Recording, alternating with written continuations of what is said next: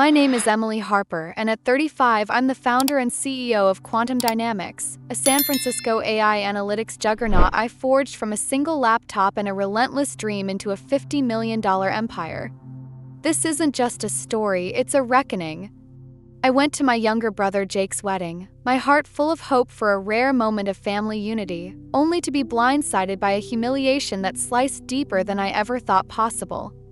They didn't just shove me to a back table, they banished me to the kitchen, a cramped, clattering corner where I was meant to feel invisible, like my existence was an afterthought. But I didn't choke down that insult.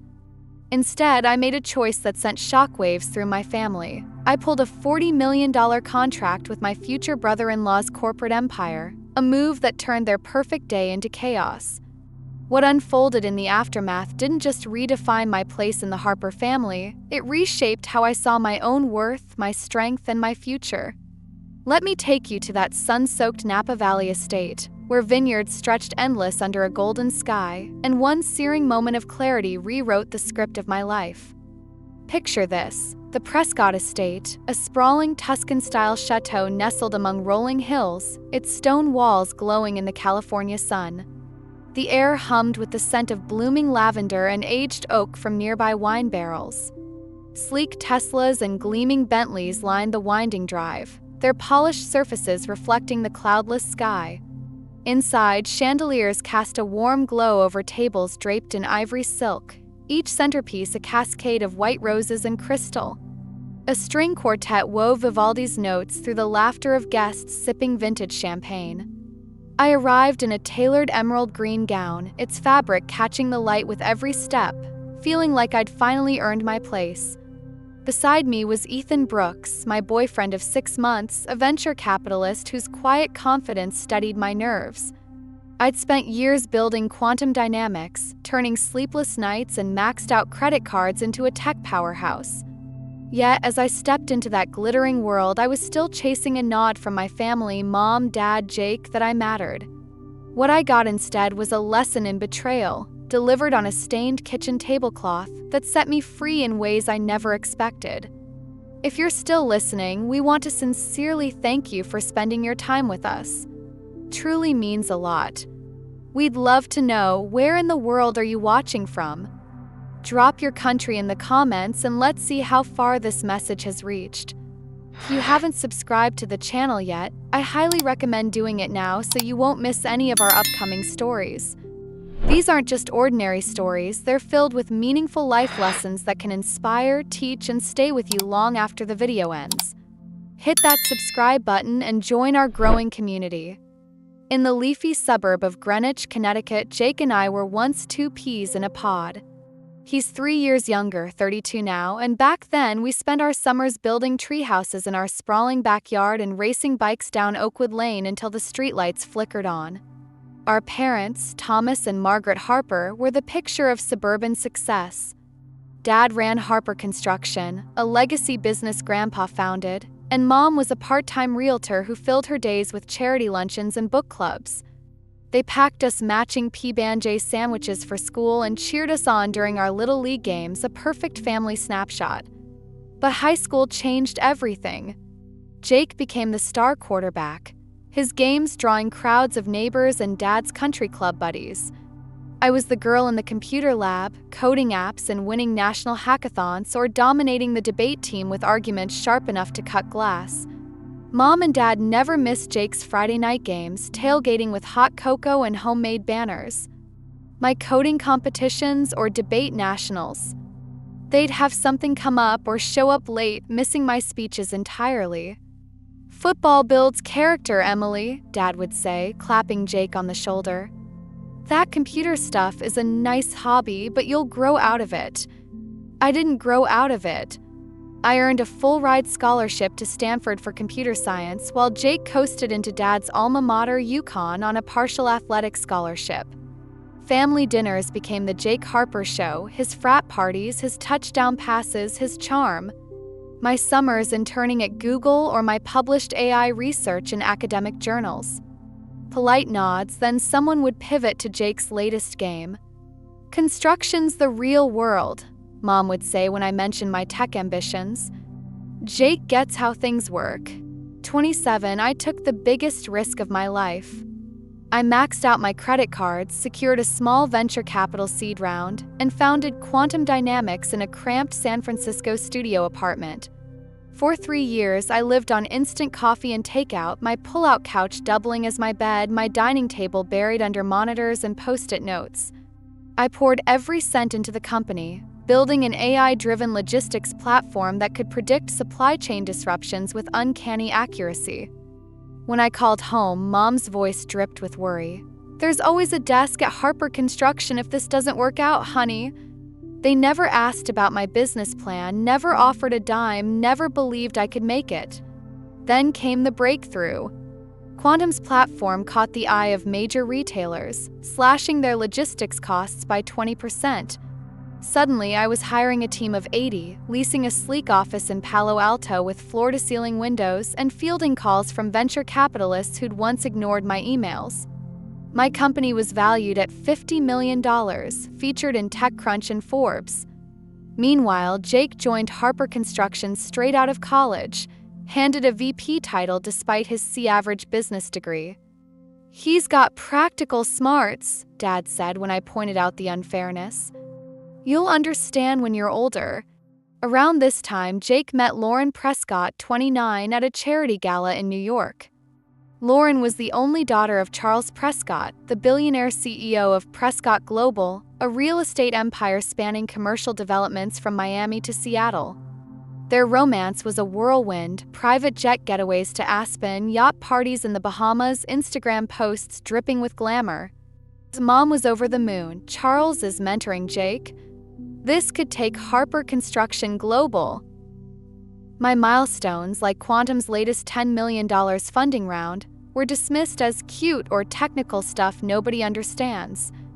What they didn't know was that Prescott Global's logistics VP, Rachel Nguyen, had discovered quantum dynamics at a tech summit in Austin where I'd keynote. She had no idea I was Jake's sister when she reached out, blown away by our platform's ability to streamline their supply chain. After months of demos, audits, and negotiations, Prescott Global signed a $40 million contract with Quantum, the biggest deal in our history. It would fund our expansion into Europe and Asia, cementing us as an industry leader. I mentioned it to Mom during a rare call, hoping for a spark of pride. "That's nice, dear," she said. "Did you get Jake's wedding invite?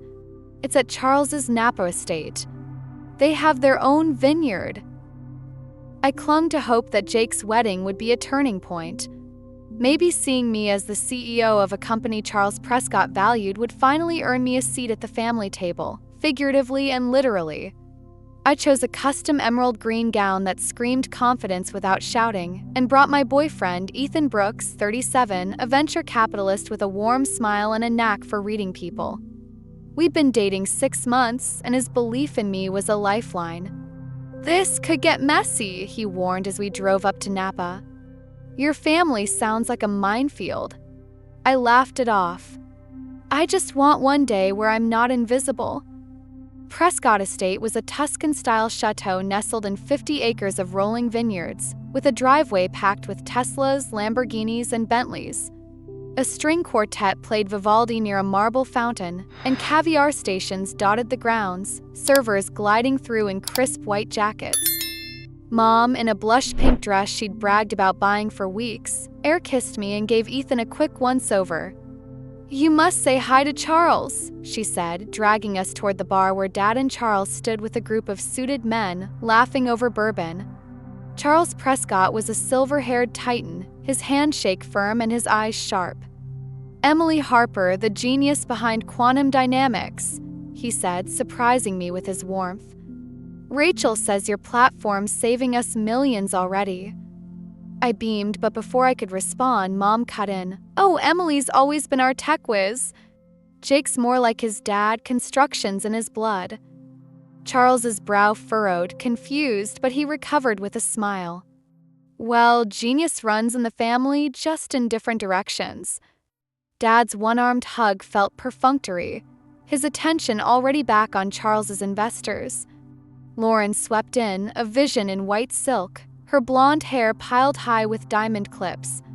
Emily, you made it, she cooed, her air kiss missing my cheek by an inch. Her eyes flicked over my gown. Emerald? I thought we said pastels for family photos. I forced a smile. No such memo, but congratulations, Lauren. It's stunning. Her smile tightened as she clocked Ethan. And who's this? Ethan Brooks, Horizon Ventures? Daddy's mentioned you. You must sit with us at the head table. Ethan's hand found my back. Thanks, but I'm with Emily. The ceremony was a Pinterest fever dream, rose petals, a celebrity officiant, vows that sounded like they'd been vetted by a PR team. Jake looked handsome but nervous, barely meeting Lauren's eyes. Then came the reception, in a massive tent glowing with crystal chandeliers and towering floral centerpieces. I scanned for our seats, expecting a table near the family. Instead, the planner, her face pinched, led us through a side door, down a fluorescent-lit hallway, and into a cramped kitchen break room. A wobbly card table with a stained tablecloth sat between clattering dish racks and sweating catering staff. A seating oversight, she mumbled, avoiding my eyes. Ethan's jaw tightened. This can't be right. You're the groom's sister. Before I could process it, Lauren appeared in the doorway, champagne flute in hand, her smile venomous. Emily, we had to prioritize Charles's investors and close friends. You understand, right? Jake signed off on it. He thought you'd be fine here, given your modest roots. The words hit like a slap. My own brother, knowing I ran the company behind Prescott's prized software, had agreed to hide me away. Kitchen's chaos, clanging pots, shouted orders mirrored the storm inside me. My whole life flashed before me, my forgotten 17th birthday because of Jake's football championship, Mom and Dad missing my Stanford valedictorian speech for his frat brunch, the barbecue they threw for his VP promotion while I signed Quantum's first office lease, unnoticed. I'd built a $50 million company without their support, yet here I was, relegated to a corner like a nobody. Lauren's smirk, Jake's betrayal, my parents' indifference, it was a roadmap of dismissal I'd followed too long. I stepped into the vineyard's rose garden, the scent of blooms grounding me. Ethan's hand on my shoulder was steady. You don't need their validation, he said. You built Quantum without them. You're a force. His words lit a spark. I pulled out my phone and called Natalie Chen, my COO. Nat, it's Emily.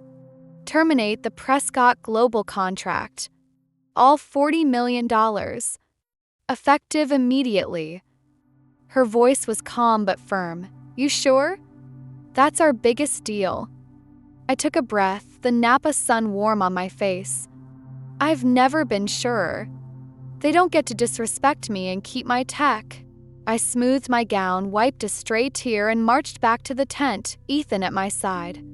The jazz band swung, champagne flowed, and no one noticed our return, fitting given they'd tried to erase me.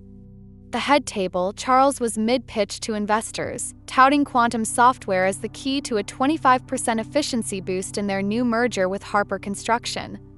Jake nodded eagerly, playing the part of the deal's linchpin. Lauren's hand rested possessively on his arm, her smile triumphant. I stepped up, my voice steady but clear. Charles, you're discussing my platform, Quantum Dynamics AI. The one your company just lost because you thought its CEO belonged in the kitchen. Table fell silent. Investors' heads swiveled. Charles's face froze, his bourbon glass pausing midair. Emily, what are you talking about? I held his gaze. I'm Quantum's founder. Your $40 million contract? I just canceled it. We don't work with partners who seat us with the dishwashers. Jake's face went ashen. You're overreacting. It was a mix-up. Lauren's voice was shrill. This is my wedding, not your boardroom drama. I didn't flinch. No mix-up, Lauren. You made it clear where you think I belong. Jake signed off. And Charles, your logistics VP, knew my role 3 weeks ago. Ask her. Charles turned to Jake, his voice low. You didn't mention your sister ran Quantum? Jake stammered. I didn't think it mattered. The lie hung heavy. I dialed Natalie again, putting her on speaker. Nat, confirm the Prescott contract termination for me, please.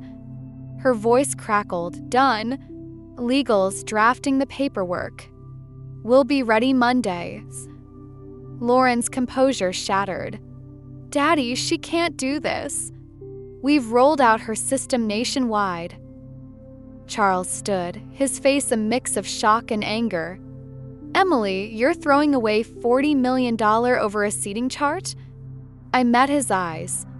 No, I'm walking away from a partnership that doesn't respect me. Money's secondary. Tent buzzed with whispers as Charles pulled Jake and Lauren aside, his voice sharp. Investors watched, intrigued. David Callahan, CEO of Pacific Ventures, approached with a business card. Miss Harper, your move was bold. I'd love to discuss Quantum's platform for our portfolio. Another executive, Sarah Klein of Apex Solutions, chimed in, Your integrity's refreshing. Let's talk next week. The irony wasn't lost on me. The people Charles and Jake courted were now chasing me. Ethan and I left, the valet pulling up my Tesla. As we drove off, my phone lit up with calls from Mom, Dad, and Jake. I silenced them. The valet stand, Dad caught up, red-faced and tie-askew. Emily, you've ruined Jake's big break. Charles was set to make him a partner in their next project. Mom trailed behind, tears smudging her mascara. How could you do this to our family? I held my ground. You've never once bragged about Quantum the way you do Jake's promotions. You seated me in the kitchen, knowing I run the company Charles depends on. This isn't about pride, it's about respect I've earned. Jake appeared, his tux rumpled, voice cracking. Charles might pull all his business from Harper Construction. Fix this. I shook my head. I didn't make this mess, Jake. You and Lauren did when you decided I wasn't worth a real seat. Lauren stormed up, her bridal glow gone. You're jealous, Emily. You've ruined my $3 million wedding over a table. Charles cut in, his voice cold. Lauren, enough. Emily, I had no idea about the seating. Let's discuss this privately. I shook his hand but stood firm. My decision's final. My team will ensure a smooth transition for your operations. As Ethan and I drove into the Napa sunset, I felt lighter than I had in years. That was epic, Ethan said, grinning. You okay? I nodded, the weight of seeking approval lifting. For the first time, I'm not carrying their expectations. I'm enough. Monday morning, my inbox was a war zone, 19 emails from Prescott Global, from panic to pleading. Rachel Nguyen called 3 times, her voice strained. The replacement system's a mess, Emily. It's weeks behind and it can't match Quantum's features. I scheduled a call but kept my focus on new opportunities.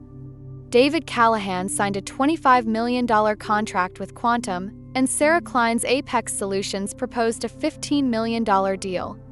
My team rallied, redirecting resources to our European expansion, undeterred by the Prescott loss. A surprise call came from Aunt Clara, Dad's sister, estranged for 25 years after being passed over for Harper Construction. I heard about the wedding, she said, her voice warm. You broke the Harper Boys Club, Emily. I'm proud. She'd built a biotech firm in Boston, dismissed as a hobby by Grandpa and Dad. Her story mirrored mine, and we made plans to meet, a bond forged from shared resilience. Jake and I met for lunch at Luciano's, a quiet bistro in San Francisco. He looked worn, his usual swagger gone. Lauren changed the seating chart, he admitted. She was jealous of your success, said it made me look small. I knew it was wrong, but I didn't stop her. His honesty stung but opened a door. I've spent years trying to outshine you, he said. I'm sorry. It wasn't a full fix, but it was a start. Mom called later, her voice shaky. We didn't see you, Emily. We were wrong.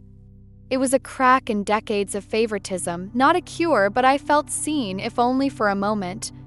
Charles emailed, requesting a meeting to resolve the contract issue. Rachel met me off record, admitting Prescott's team regretted the loss. Charles is too proud to beg, but we need Quantum. Lauren's out of company decisions, and Jake's on thin ice. I promised to consider it, but only on Quantum's terms: higher fees, ironclad protections, and a formal apology. A month after the wedding that turned my world upside down, I sat with Ethan on my balcony, the San Francisco skyline a glittering mosaic below us, Coit Tower's spire piercing the dusk, the Bay Bridge's lights pulsing like a heartbeat. The cool evening air carried the faint tang of sea salt from the bay, mingling with the rich, velvety aroma of the Pinot Noir we shared, its deep ruby glow catching the flicker of the citronella candles on the table.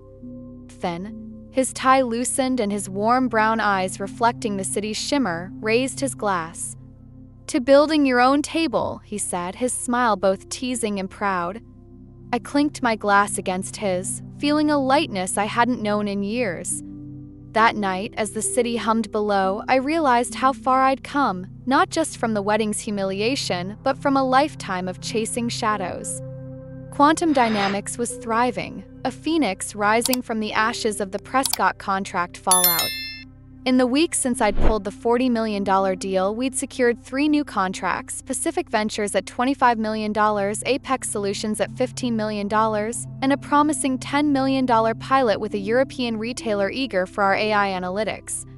Our valuation had jumped to $60 million, a number that still felt surreal when I saw it in black and white. My team, led by Natalie Chen, my unflappable COO, had pivoted with precision, redirecting resources to our international expansion. Meetings with potential clients in London and Berlin filled my calendar, and our Palo Alto office buzzed with new hires, coders, analysts, dreamers like I'd been a decade ago.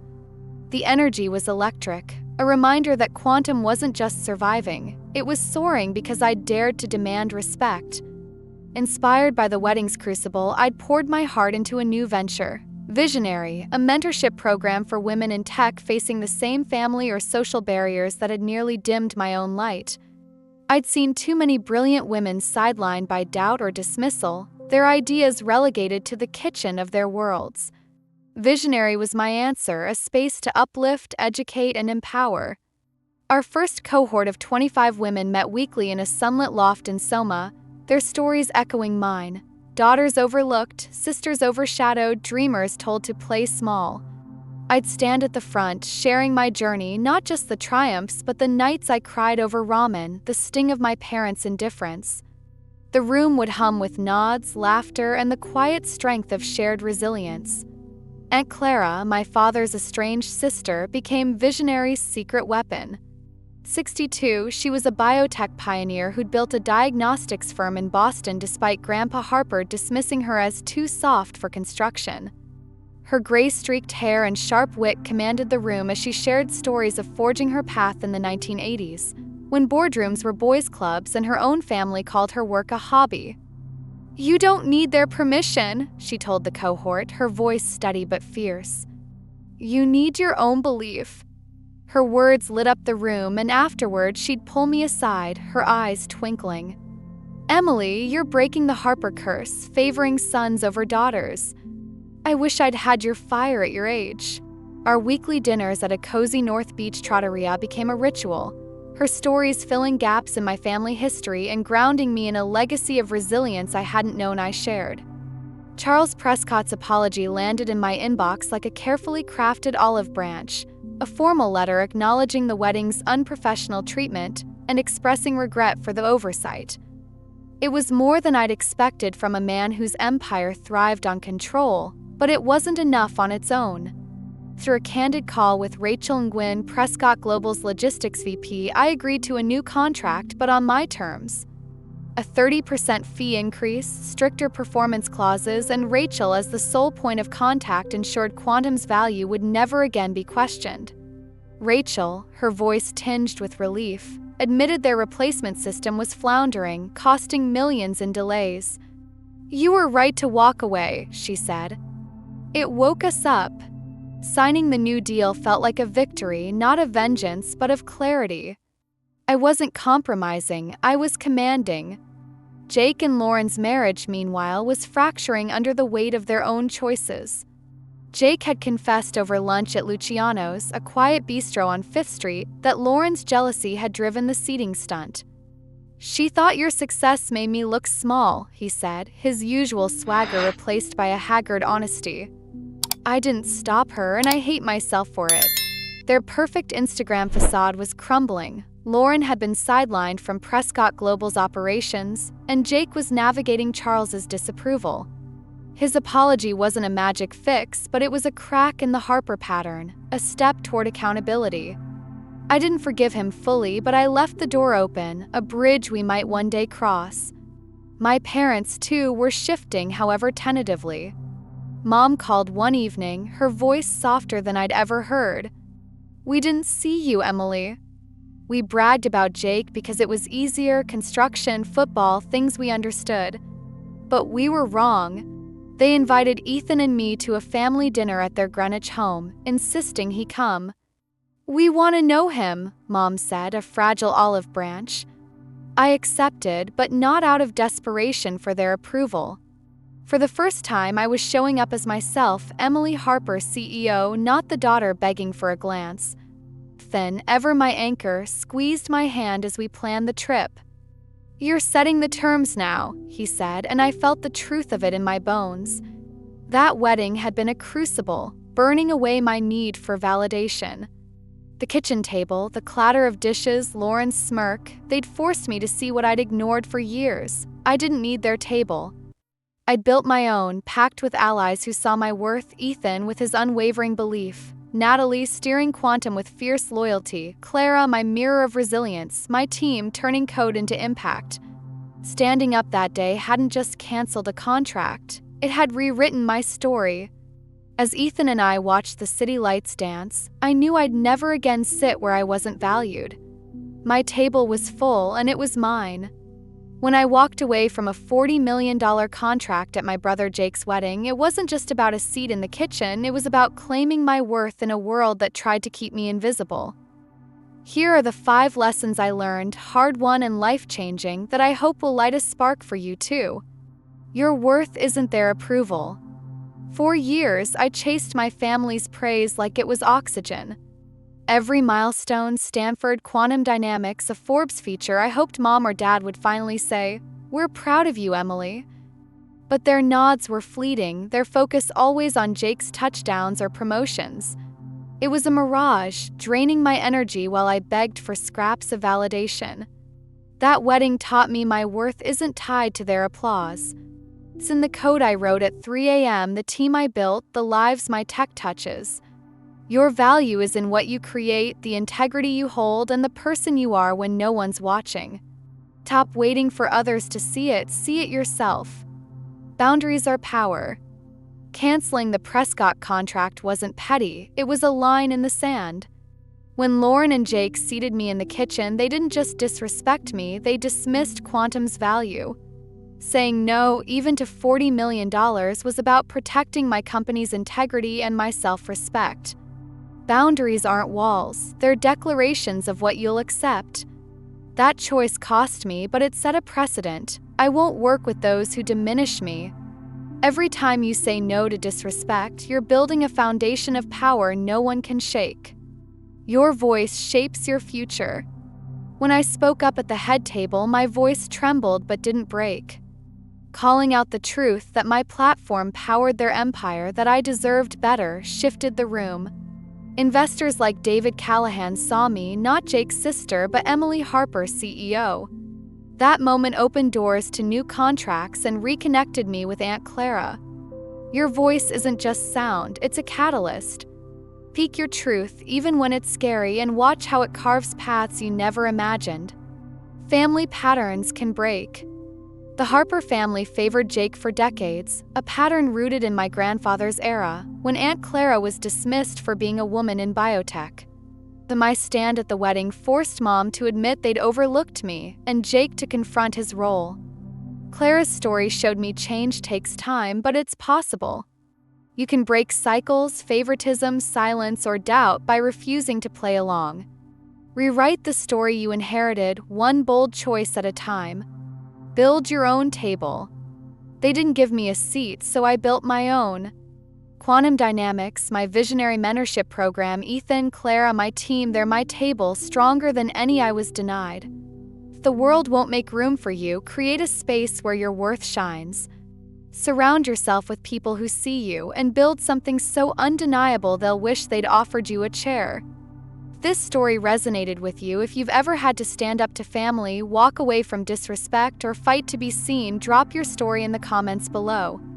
Let's inspire each other to claim our worth. Hit that like button if you felt the fire in my choice, share this with someone who needs a reminder they're enough, and subscribe for more stories about standing in your power. Together, let's build a world where no one's sent to the kitchen unless they're choosing to be there. Thanks for listening, and remember, you decide where you stand.